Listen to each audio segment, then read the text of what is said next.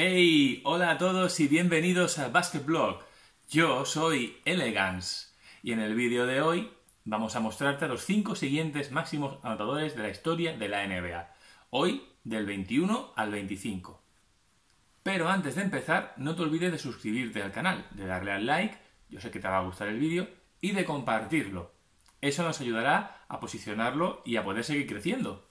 Bueno, pues dicho esto, empezamos. En el número 21 tenemos a Reggie Miller, conocido también como Tiempo de Miller o como el asesino de los Knicks. Miller jugó desde 1987 hasta 2005. Anotó un total de 25.279 puntos a lo largo de su carrera. Miller fue conocido por sus triples y sus jugadas exteriores. De hecho, cuando se retiró, lo hizo siendo el máximo anotador de triples de la historia de la NBA, hasta que fue superado por Ray Allen. Además, también fue conocido por ser un jugador decisivo en los momentos finales del partido. En Indiana solo hay 4 jugadores que tengan retirada su camiseta, y uno de ellos es Reggie Miller, el número 31. Con una altura de 2 metros 1 centímetro, jugaba en la posición de escolta. Su etapa universitaria la hizo en la Universidad California Los Ángeles, es decir, UCLA, donde se graduó en Historia. En esa universidad tiene el segundo mejor récord de anotación, solo por detrás de Lew Alcindor, Kareem Abdul-Jabbar, del que ya habíamos hablado en el primer vídeo. ¿Lo recuerdas? Miller fue elegido en el número 11 del draft de 1987 por Indiana Pacers. Al principio, los seguidores y los fans de Indiana hubiesen preferido que se eligiese a Steve Alford, pero pronto empezaron a cambiar de idea. Miller batió el récord que tenía Larry Bird de ser el rookie que más triples anotó en su primera temporada. Ya en la temporada 1989-90 empezó a destacar como anotador, superando los 24,6 puntos por partido, y además con un grandísimo 41% en acierto de triples. En las 3 temporadas siguientes aportaría más de 20 puntos por encuentro, y no se perdió ni un solo partido. Os he dicho que el mote era el asesino de los Knicks, pues esto le viene porque tuvo una inmensa rivalidad contra este equipo. Luego explico un poquito cómo fue. Pero os adelanto que el momento más recordado fue en el primer partido de semifinales de conferencia contra los New York Knicks en 1995, donde Miller consiguió anotar 8 puntos en 9 segundos. Tras la canasta, los New York Knicks sacaban de fondo. Entonces Anthony Mason quería darle un pase a Greg Anthony.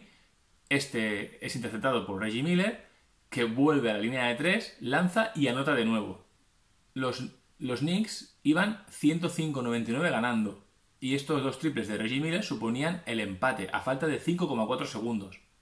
Hicieron falta a John Starks, que falló los 2 tiros libres. En la siguiente jugada sacaron los Indiana Pacers, recibió Reggie Miller, le hicieron falta, se fue a la línea de tiros libres y metió los 2, no le tembló la muñeca.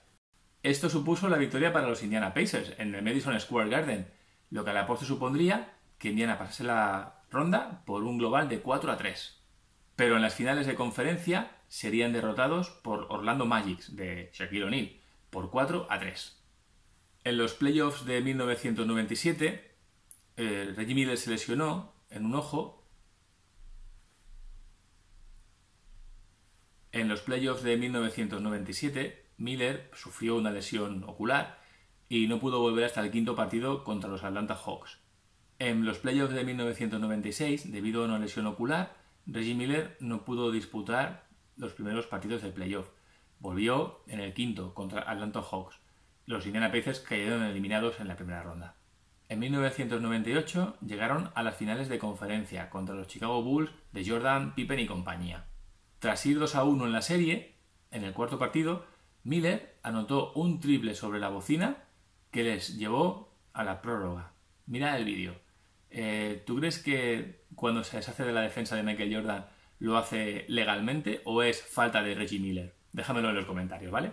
Al final Indiana llevó la serie hasta el 7.º partido y allí cayeron contra el Chicago Bulls, que a la postre fueron los campeones de la liga. En los playoffs del año 2000, en su enfrentamiento contra Indiana Pacers, en uno de los partidos de la serie, Jalen Rose y Reggie Miller anotaron 40 puntos cada uno, consiguiendo el récord de más puntos por 2 compañeros en el mismo equipo en la historia de los playoffs. Los Indiana Pacers ganaron la serie por 4-2 y volvieron a jugar la final de la conferencia Este. 5 años lo hicieron en 7 campañas.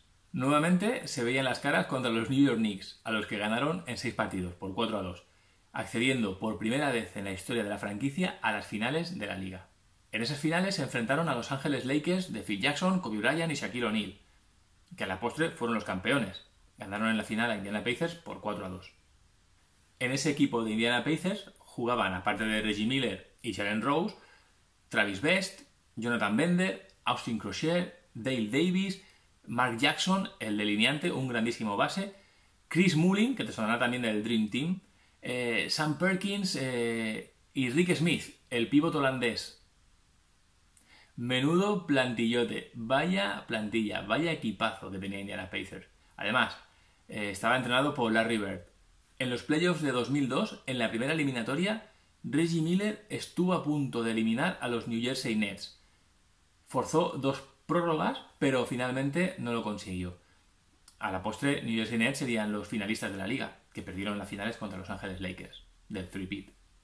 En noviembre de 2004, 3 jugadores de Indiana Pacers de mayor relevancia, como eran Jermaine O'Neal, Ron Artest y Stephen Jackson, fueron sancionados por la liga debido a una pelea que tuvieron contra los espectadores de Detroit Pistons.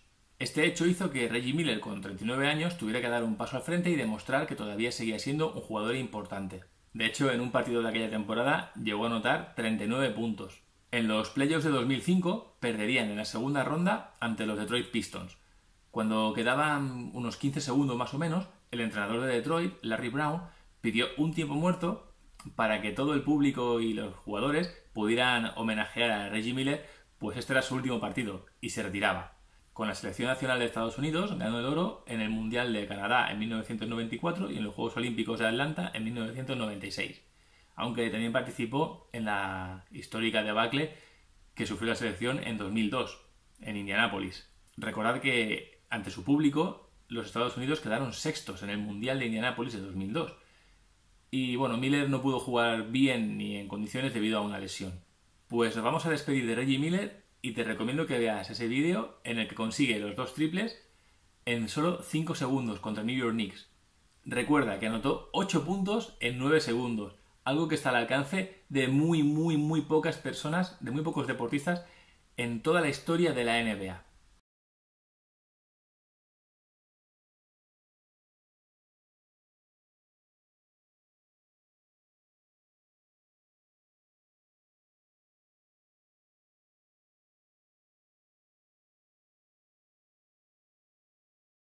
En el número 22 tenemos a Jerry West, que si me has oído bien y has visto todos los vídeos del canal, sabrás que es el logotipo de la NBA, Jerry West, apodado Mr. Clutch, por lo decisivo que era en los momentos finales en los partidos ajustados. Jerry jugó desde 1960 hasta 1974. Todos los partidos que disputó lo hizo con el mismo equipo, Los Ángeles Lakers. Jugó un total de 932 partidos durante toda su carrera, no llegó a los 1000, y anotó 25.192 puntos, una media de más de 27 puntos por partido durante toda su carrera. Medía 1,91 y alternaba las posiciones de base y escolta.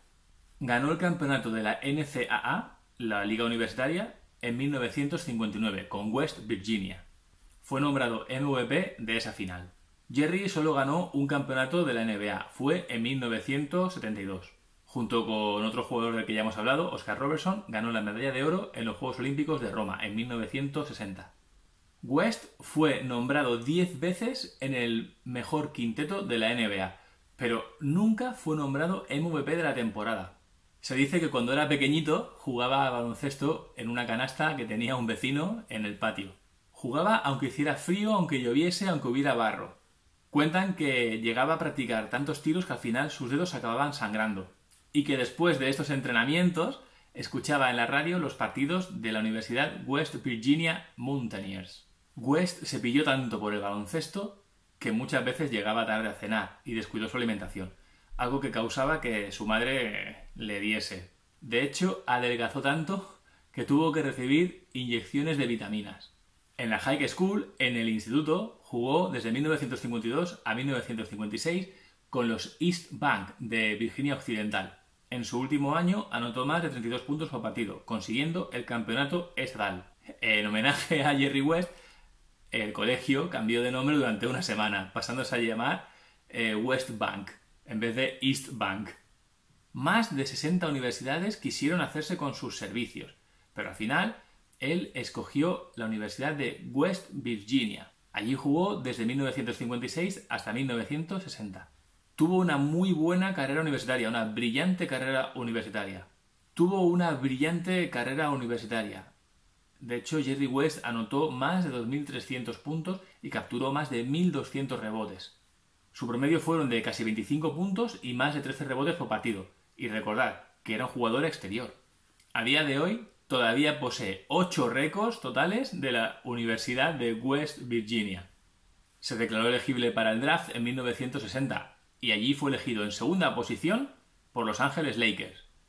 Venga, déjame en comentarios quién fue elegido el número 1 de ese draft. Esta era la primera elección del draft de Los Ángeles Lakers desde que se movieron de ciudad, desde Minneapolis a Los Ángeles. Recordad que antiguamente los Lakers se llamaban Minneapolis Lakers. En ese equipo coincidió con Hot Rod Hundley, una leyenda de los Mountaineers, el equipo que él escuchaba en la radio. Y además también coincidió con Elgin Baylor la mayor parte de sus carreras. Ese año Los Ángeles tuvieron un bagaje de 36 victorias, 43 derrotas. Se clasificaron para los playoffs y llegaron a las finales de conferencia, donde fueron eliminados por los St. Louis Hawks por 4-3. Y también te voy a poner deberes. Consulta la plantilla de St. Louis de ese año. Muy buena plantilla, ya lo verás. En su segundo año ya fue el líder del equipo, superando los 30 puntos por partido, pillando casi 8 rebotes y superando las 5 asistencias por noche. Ese año volvieron a llegar a las finales, pero fueron eliminados por los Boston Celtics 4-3. Jerry West fue otra de las víctimas de los Boston Celtics de 1960, esos intratables verdes. De hecho, Jerry West perdió 6 finales contra los Boston Celtics y nunca les consiguió ganar una sola final. Además de esas 6 derrotas en las finales contra Boston Celtics, 2 finales más las perdió contra los New York Knicks. Es decir, que Jerry West llegó a 9 finales en toda su carrera, pero perdió 8. Las finales de 1969 le hicieron un especial daño a Jerry West. Sintió un profundo dolor ante esa derrota. De las finales que fueron derrotados, perdieron 3 en el 7º partido, y 2 de ellas solo por una canasta de diferencia. En las finales de 1965, la media de Jerry West fue de 46 puntos por partido, 46,3 para ser exactos. Una media anotadora jamás superada por ningún jugador en unas fases finales. En 1971-72 fue integrante de aquellos Lakers que consiguieron ganar 33 partidos consecutivos en temporada regular, récord vigente aún hoy día en la NBA. Ese equipo llegó a la mitad de temporada con un balance de 39-3 y acabó la temporada regular con un balance de 69-13.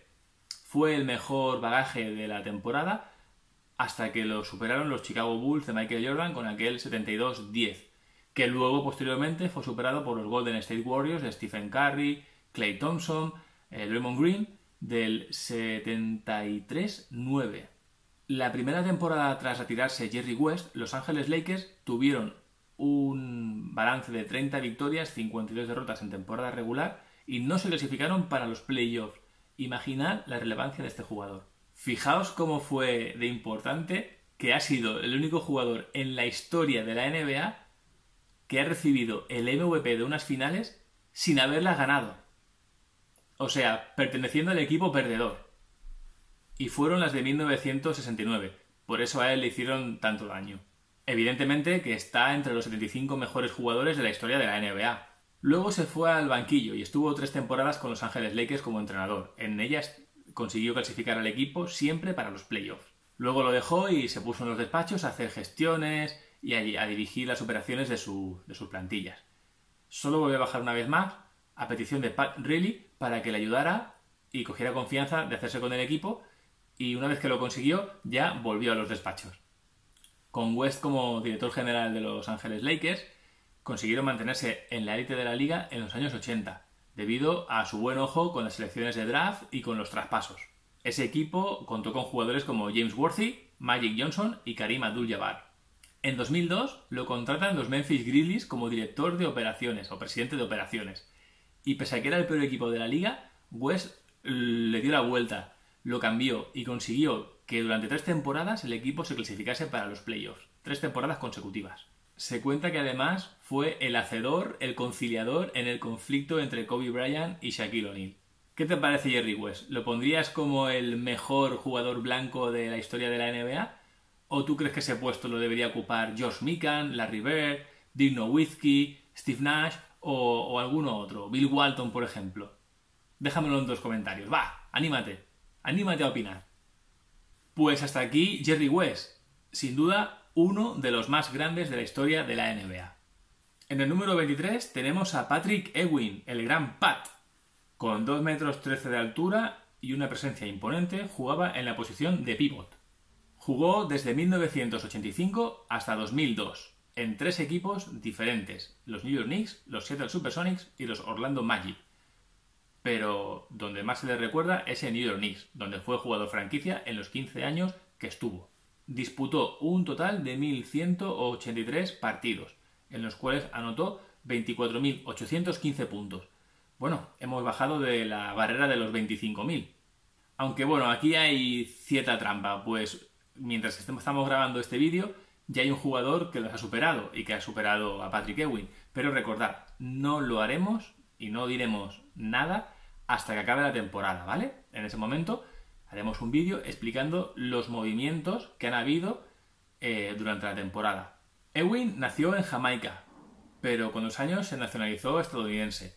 Hay un debate que dice ¿quién es el jugador no nacido en Estados Unidos de más nivel? ¿No? ¿Quién es el mejor jugador no nacido en Estados Unidos? Hay gente que dice que es Patrick Ewing. Pero bueno, ¿tú qué opinas?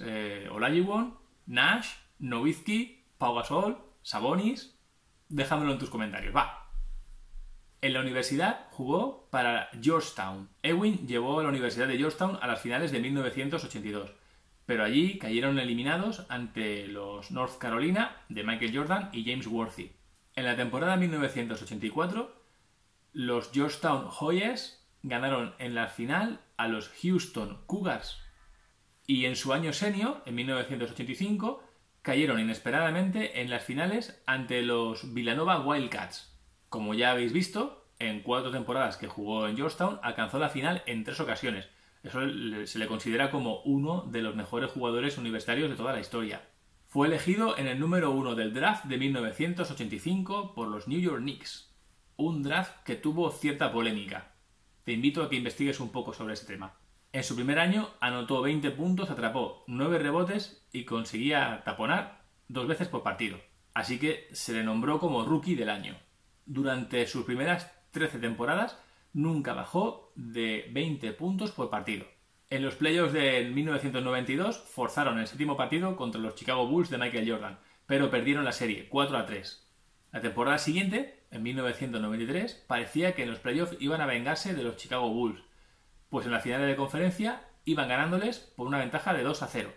Pero los Chicago Bulls de Michael Jordan y Scottie Pippen remontaron y ganaron 4 partidos consecutivos, zanjando la final en un 4-2 definitivo.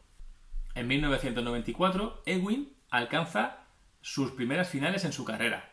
Por el camino habían ganado 4-3 a Indiana Pacers de Reggie Miller, 4-3 a los Chicago Bulls de Scottie Pippen. Recordad, Jordan ya estaba retirado aquel año.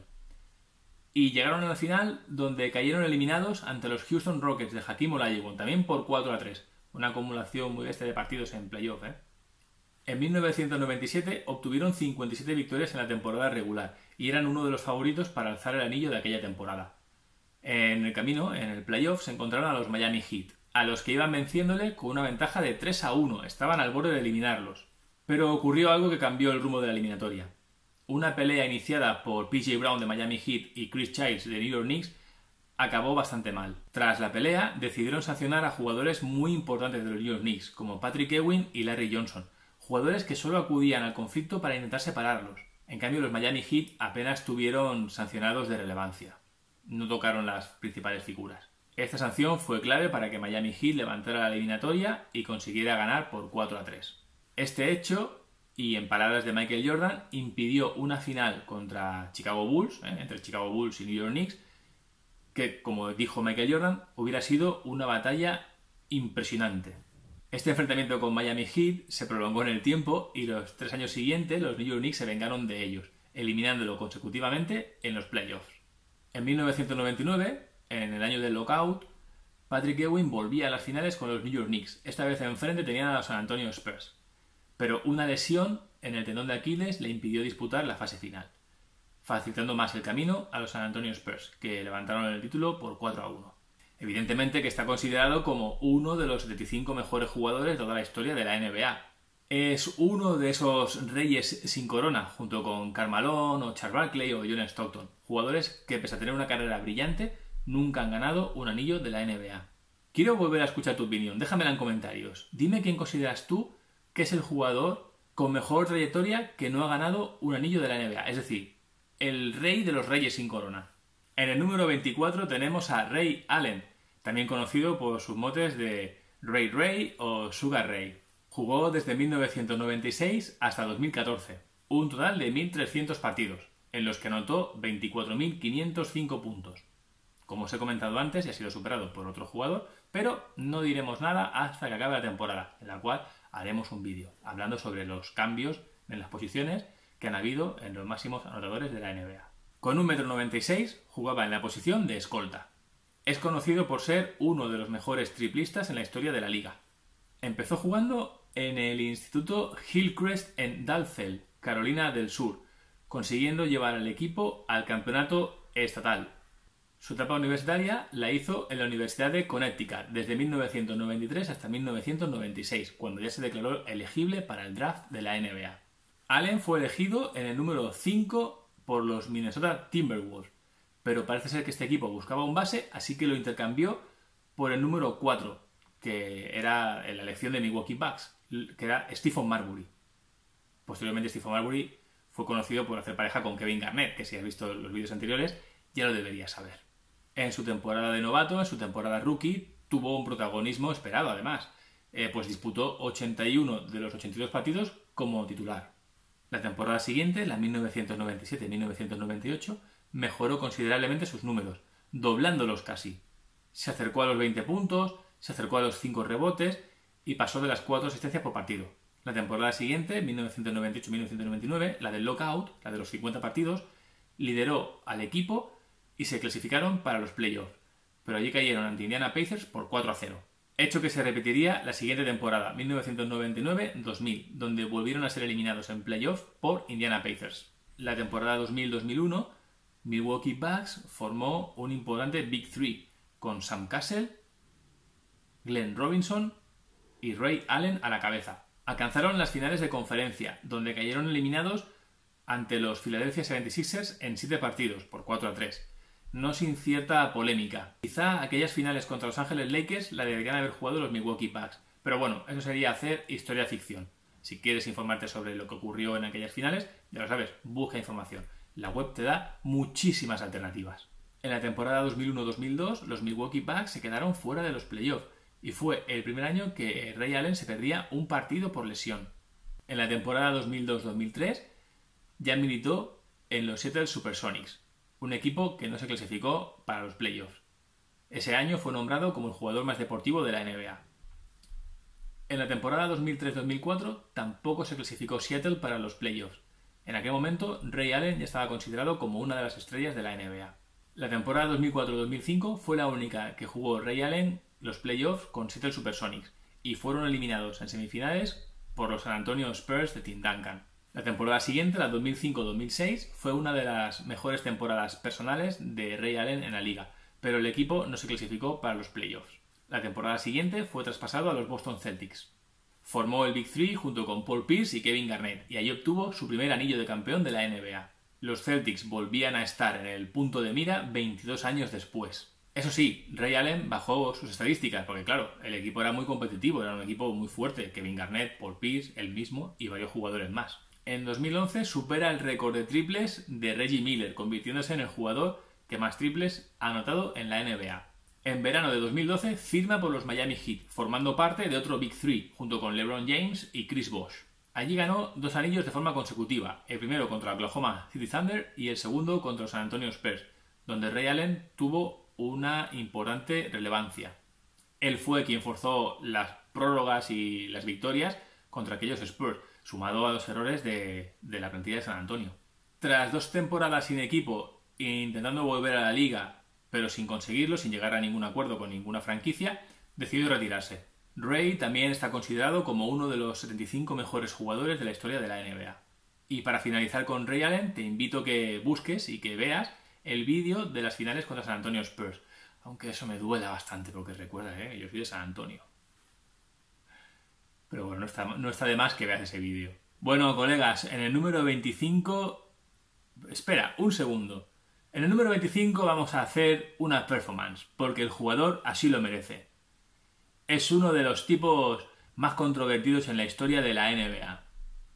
Hablamos de Allen Iverson, de Answer.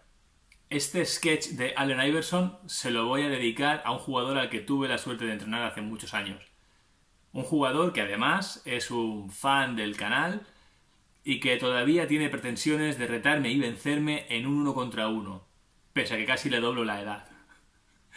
No vas a poder conmigo en el playground en la calle, pero aún así te aprecio. Este vídeo va por ti, Paddy. Bueno, pues ya que estoy vestido para la ocasión, vamos a hablar del número 25, Allen Iverson, de Answer. Allen Iverson jugó en la NBA desde 1996 hasta 2010.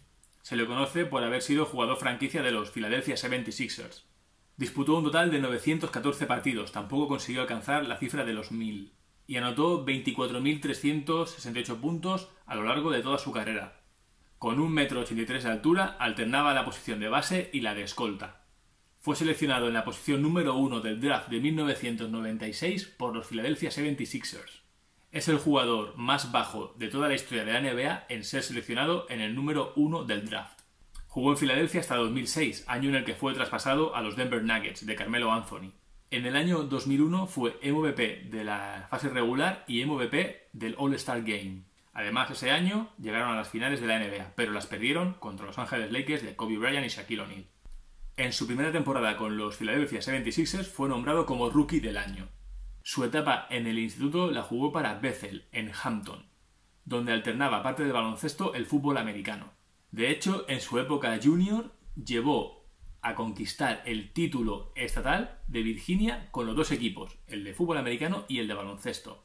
En 1993 se vio involucrado en una pelea con un grupo de chavales de otro condado que tenían fama de racistas. Estos le recriminaron hasta que unos compañeros de Allen Iverson se acercaron para defenderle. En unas grabaciones realizadas en ese momento se ve como Allen Iverson abandona la bolera desentendiéndose de esa pelea. Fue un caso mediático y tuvo una sentencia injusta. Se le condenó a 5 años de prisión y a 10 años de suspensión. Finalmente pasó 4 meses en el correccional de Newport News, en Virginia, donde el gobernador del estado le concedió el indulto. Y en 1995 la Corte de Apelación de Virginia revocó la condena. Su época universitaria jugó para Georgetown. Iverson fue el máximo anotador de la historia de la universidad y recibió muchísimos premios.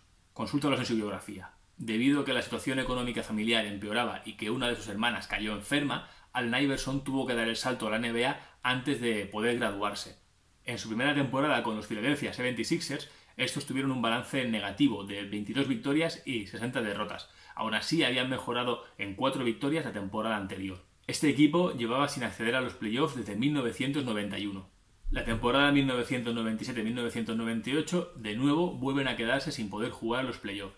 Esta vez con 31 victorias y 51 derrotas, mejorando en 9 las victorias de la temporada anterior. La temporada 1998-1999, la del lockout, los Philadelphia 76ers obtuvieron un récord de 20-30. Recordad que aquella temporada se jugaron 50 partidos. Pasan la primera ronda contra Orlando Magic ganándoles por 4-0, pero pierden la segunda ronda contra los veteranos Indiana Pacers, siendo eliminados por 4-0. La temporada siguiente fue similar. En los playoffs volvieron a quedar eliminados por los Indiana Pacers. La temporada 2000-2001, los Philadelphia 76ers finalizaron con un récord de 56 victorias y 26 derrotas. Este fue el mejor balance de la conferencia este, se clasificaron como primeros de conferencia. Superó la media de 31 puntos por partido, convirtiéndose por segundo año consecutivo en el máximo anotador de la liga. Además fue el líder de robos de balón de la NBA, con 2,5 por partido. Fue el MVP de la temporada, siendo el jugador de menor estatura en conseguirlo en toda la historia de la NBA. Philadelphia 76ers se vengó de Indiana Pacers y los eliminó en la primera ronda del playoff. En la segunda ronda se enfrentaba a los Toronto Raptors de Vince Carter, del que ya te he hablado en el vídeo anterior. Y de no haber sido por un fallo en los instantes finales de Air Canada, la eliminatoria se hubiera resuelto a favor de los de Toronto.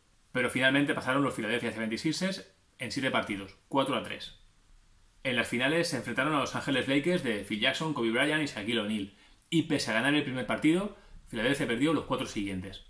En 2001-2002 volvieron a clasificarse para los playoffs, pero cayeron ante los Boston Celtics. La siguiente temporada volvieron a clasificarse para los playoffs, eliminando en la primera ronda a New Orleans Hornets por 4-2, pero cayendo en la siguiente ante los Detroit Pistons, también por 4-2.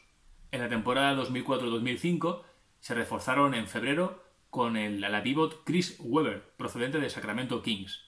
Pese a eso, fueron eliminados también en los playoffs, nuevamente por Detroit Pistons. Ese equipo de Detroit tenía una muy buena plantilla, sobre todo defensivamente hablando, con jugadores como Chancio Billups, como Rip Hamilton y como Ben Wallace, que fue 4 veces el mejor defensor de la liga. La campaña 2005-2006 fue la última que jugó para los Philadelphia 76ers, y a pesar de conseguir 33 puntos por partido, fue superado por Kobe Bryant y no pudo revalidar el título de máximo anotador de la liga. Este año los Philadelphia 76ers no se clasificaron para playoff. El balance fue de 38-44. Allen Iverson pidió el traspaso y a mitad de temporada le fue concedido y lo enviaron a los Denver Nuggets junto a Carmelo Anthony. Se decía que Allen Iverson ya ni siquiera iba a los entrenamientos. Tal y como llega a Denver Nuggets se clasifican para los playoffs, pero son eliminados en primera ronda por los San Antonio Spurs de Tim Duncan y compañía. El Big Three, Manu Ginobili y Tony Parker. En la segunda temporada que jugó para los Denver Nuggets fueron eliminados en los playoffs por Los Ángeles Lakers. Tras estas series contra Los Ángeles Lakers, Allen Iverson no volvió a jugar nunca más los playoffs en la NBA. Al año siguiente, 2008-2009, ficha por Detroit Pistons, pero su juego ya estaba mermado por las lesiones. Cuando se recuperó de una de esas lesiones, volvió al equipo, pero saliendo desde el banquillo, como suplente, como reserva. Los directivos dijeron que era por motivos de salud. Pero bueno, muchos dicen que fue por los sucesivos desplantes de Allen Iverson al perder su condición de titular. Iverson llegó a decir que cuando una estrella vuelve de una lesión, recupera su puesto en el 5 inicial. Que esto siempre había sido así en la NBA. En 2009-2010 ficha por Memphis Grizzlies, pero una lesión le impide comenzar la temporada regular. Y cuando vuelve de esa lesión, nuevamente empieza a disputar los partidos desde el banquillo, algo que no le sentó nada bien. Al final solo disputó 3 partidos con los Memphis Grizzlies. En diciembre de 2009 firma un contrato con Philadelphia 76ers, pero en febrero de 2010 deja el equipo indefinidamente y se centra en los problemas de salud de su hija de 4 años, Messiah. Bueno, se escribe Messiah, pero supongo que en inglés se dirá Messiah. Como dato curioso te cuento que desde noviembre de 2010 hasta enero de 2011, Allen Iverson jugó para el Beşiktaş turco, debido a los problemas familiares de liquidez y a los suyos propios. Intentó volver a la liga, intentó volver a la NBA, pero no consiguió llegar a ningún acuerdo con ninguna franquicia. Con las que estuvo hablando les pedían que empezase en la liga de desarrollo, la D-League, y esto él no lo toleraba. Por eso siempre se negó y al final no volvió a jugar nunca más en la NBA. Te cuento también como dato curioso que formó parte del equipo que ganó la Universiada de Japón en 1995. Aparte de Iverson, aquel equipo incluía futuros jugadores de la NBA como por ejemplo Ray Allen, Tim Duncan, Kerry Kittles, Otella Harrington y Austin Crusher. Iverson lideró al equipo en anotación, asistencias y en robos de balón. Y en la final derrotaron a Japón, la anfitriona, por 141-81, siendo esa diferencia de puntos la más alta en la historia de la competición. Y ahora pasamos a su vida privada. En el año 2000 grabó un disco de rap llamado 40 Bars, pero tras ser criticado duramente por sus polémicas letras, decidió no sacarlo al mercado. Este disco lo hizo bajo su alias G-Wealth. Las letras de este disco contenían comentarios despectivos hacia los homosexuales. Debido a las críticas del comisionado de la NBA, David Stern, y a colectivos homosexuales y de otras entidades, decidió cambiar las letras, pero el álbum nunca vio la luz. En 1997, la policía detiene a Iverson y a sus colegas por conducir a velocidades excesivamente altas por la noche, Además, lleva un arma oculta y lleva marihuana. Fue condenado a trabajos a la comunidad y a someterse al test antidrogas una vez al mes. En 2002, y presuntamente, tras una pelea, echó a su mujer, a su esposa, de la mansión en la que vivían. La noche siguiente, Iverson, bastante cabreado, fue a buscarla al apartamento de su primo. Pero este no le dejó entrar, pese a que era Iverson el que mantenía esa vivienda, el que pagaba el alquiler. Según la policía, Iverson llegó a amenazar de muerte a 2 de las personas que vivían en ese apartamento. Y lo hizo enseñándoles una pistola semiautomática. La pistola no la voy a sacar porque el que saca una pistola y no la usa, eso es de parguela. Bueno, y a lo mejor porque YouTube no lo ve bien, ¿no? Y este vídeo también está orientado para personas de todas las edades. Y algunos puede que lo entiendan, que esto es una broma, pero hay otros que son un poquito más sensibles, sobre todo los más jóvenes. Así que la pistola la dejamos por ahí, no me la traigáis, ¿vale? Dejadla por ahí. Bueno. Seguimos. Finalmente, todos estos cargos fueron retirados debido a las contradicciones en las versiones de los testigos. Ah, por cierto, hablando de sacar la pistola y no usarla de parguela. Esto viene de un vídeo, podéis consultarlo en YouTube, por ejemplo. Bueno, no tiene gran cosa, pero es para que os echéis unas risas, ¿vale? Era algo así como, si saco la pistola te pego un tiro en la pierna. Bueno, miradlo, ¿vale? Iverson también acumulaba varias polémicas en casinos del país. De hecho, en 2004 se le pilla meando en una de las papeleras del casino. Esto ocurrió en el casino Bally's Park Palace, en Atlantic City, y lo hizo a la vista de todo el personal de casino, toda la gente allí presente. Al final, la dirección del casino le prohibió la entrada de por vida. En 2005 tuvo otra polémica en otro casino. Este caso fue en el Trump Taj Mahal, donde se negó a devolver 10.000 euros en unas manos de póker. Este dinero había sido entregado al jugador de manera errónea y las normas del casino decían que cuando se entregaba un dinero de forma indebida a un jugador, ese tenía que ser devuelto, y Iverson se negaba a hacerlo. En 2005, el comisionado de la NBA, David Stern, estableció un código de vestimenta válido para todos los jugadores de las plantillas. Se prohibían las camisetas sin mangas, los pantalones anchos, las gorras de béisbol, las bandanas, las camisetas a la altura de las rodillas, las gafas de sol dentro del pabellón, las joyas o las botas Timberland. Es decir, todo lo conocido con la cultura del hip hop. Iverson volvió a criticar y a enfrentarse al comisionado de la NBA, a David Stern. Decía que no cambiaba el carácter de una persona independientemente del tipo de ropa que lleves, y que asociar la vestimenta del hip hop con la violencia, las drogas o la mala imagen era una postura racista. Allen también se defendía diciendo que Nike, Reebok, Puma o Adidas estaban muy influenciadas por la cultura del hip hop y que eso no era nada malo. En 2005 fue sancionado con $25.000 por criticar al árbitro JB, del que decía que le tenía manía desde que llegó a la liga. En 2011 fue detenido por la policía mientras conducía un Lamborghini murciélago. Le inmovilizan el vehículo al darse cuenta de que ha hecho una estafa para no tener que pagar impuestos. La respuesta de Iverson fue: llévense el coche si quieren, tengo 10 más. ¿Es que acaso no saben quién soy? Más allá de sus polémicas fuera de la cancha, vamos a volver a la pista. Iverson fue muy conocido por sus movimientos, sus ankle breaker y sus crossovers. Es decir, por sus roturas de tobillo y sus cambios de ritmo y con el bote en las posiciones exteriores. Usaba mucho las fintas para desequilibrar a sus rivales, que muchos de ellos acababan por los suelos intentando defenderle. Y además os recuerdo que con 1,83 m hacía unos mates espectaculares. Podéis consultar vídeos, yo os recomiendo que consultéis vídeos. Hay un vídeo que le dedican con la canción Gangsta's Paradise de Coolio, que está bastante bien. Yo, así para empezar, os recomiendo ese. Luego ya vais buscando más, si os apetece.